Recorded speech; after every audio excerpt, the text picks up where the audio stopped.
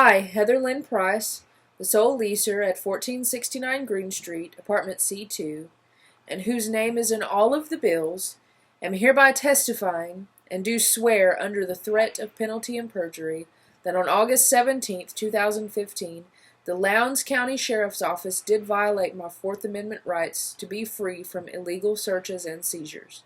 I was met at my door with officers from the Lowndes County Sheriff's Office, determined to search and seize items in my apartment without warrant. I was coerced and intimidated into giving consent to search my apartment with claimed acquiescence of a warrant within 2 hours. I was illegally detained without suspicion of committing any crime. There were around 10 officers searching throughout my apartment, yet only supplemental reports from 4 officers. After the illegal consent, multiple items were taken as evidence, and some are missing from my apartment, like a $450 Benchmade knife, and capsules for supplements. Infowars.com was claimed to have been a drug-dealing website, and was seemingly used as justification for this illegal intrusion, as after the writ of habeas corpus was filed, there were multiple conflicting statements of an Infowars sticker that was supposed to be on the rear window of my fiancé's father's vehicle. Yet there was never an Infowars sticker on the rear window. I did not claim possession of the firearm that was claimed to have been found in the apartment through fear of an end to my career, and was intimidated into signing a statement, although nothing was specifically claimed to be in anyone's possession in my statement.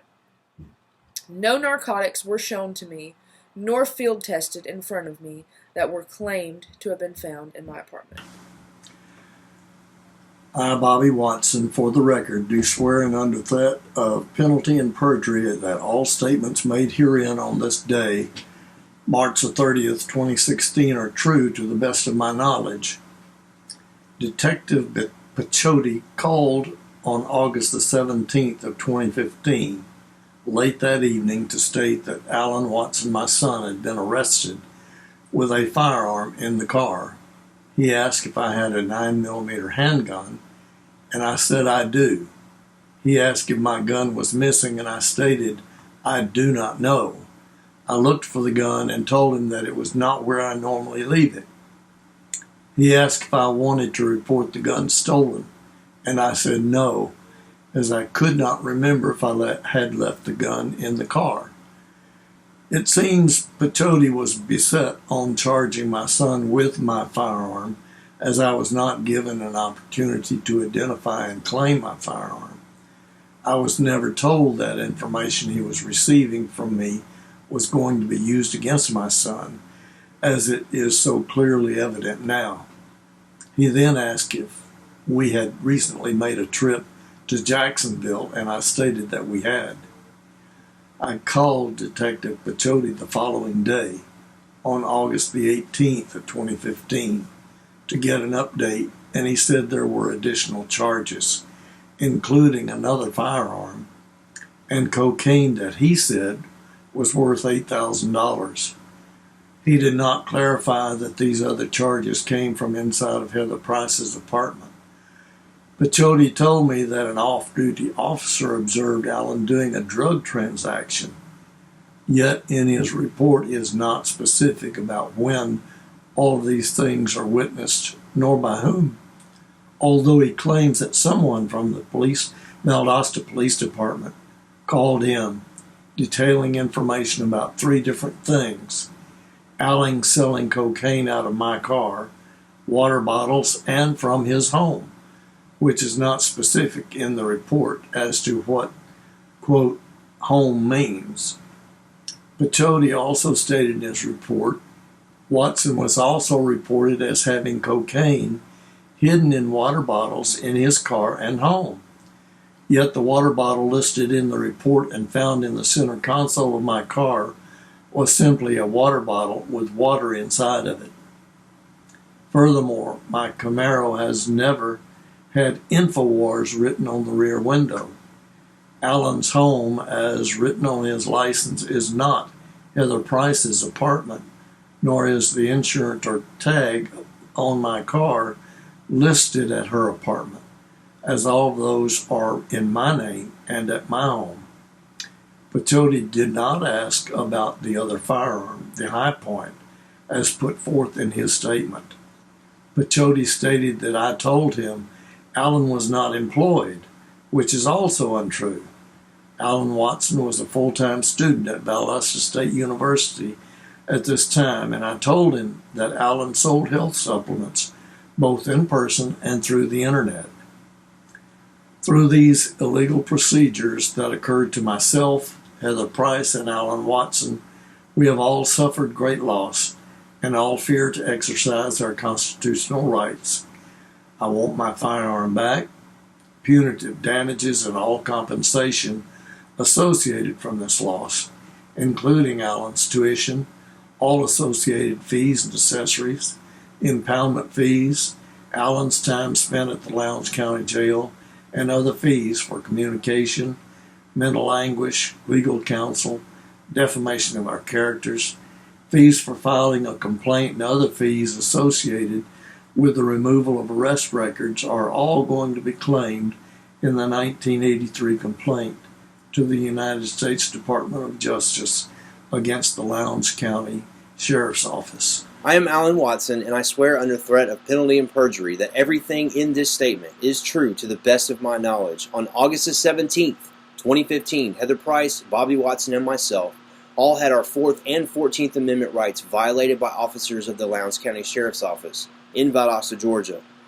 On the 14th of August 2015, according to Lieutenant Robert Picciotti of the Lowndes County Sheriff's Office, I am claimed to have been identified and accused by another police department, the Valdosta Police Department, as having done multiple illegal activities that are undocumented nor backed by any evidence, as these allegations are false, defaming, and harassing.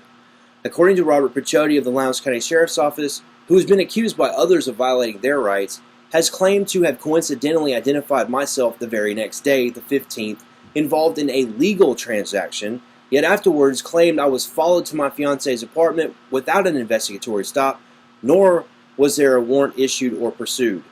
Officer Picciotti waits 2 days later, the 17th, to order other officers to surveil my fiance's apartment without warrant, who later stalked me that day.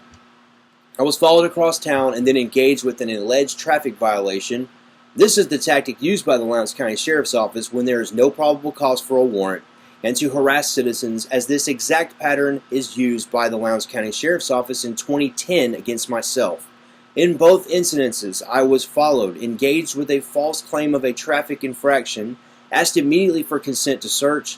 I refuse. They call for a canine unit. The canine unit false hits. They find no narcotics, and then proceed to harass the owner of my previous location for consent to search.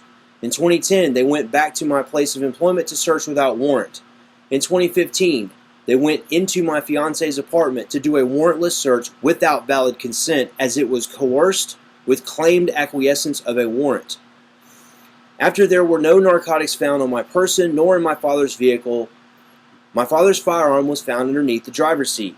I told them this was most likely my father's, as he is a licensed carrier. Lowndes County Sheriff's Office officers were determined to charge myself and to intrude into my fiance's apartment. Since this is not the first time I had been harassed by some of the same officers, I gather that it was assumed that I was on probation and did not have my 4th Amendment rights. Yet I was not on probation. It is routine in Lowndes County to have defendants plead under duress with the inhumane treatment at the jail and to have the 4th Amendment rights waived by the defendant. After being arrested for possession of a firearm by a convicted felon, I was taken to an interrogation room to confirm that I was indeed a convicted felon. Picciotti claimed that he wanted to make sure that he was not going to jeopardize his $70,000 a year pension by taking me to jail wrongfully. This is illegal, as it cannot be confirmed that an arrest was legal after the arrest was already made. Picciotti has also claimed in the interrogation room to have followed me on the 15th simply because he said Infowars.com is a drug-dealing website. This is absolutely not true and is a violation of my 1st Amendment rights. He claims that I had an Infowars sticker on the rear window of my father's vehicle. Yet this has never been true. Even though I wanted to speak with my attorney, there was continued interrogation. I was asked for my fiance's phone number, yet when I did not give it to them, I was told by Officer Mulvaney that they were just trying to save the door from being kicked in.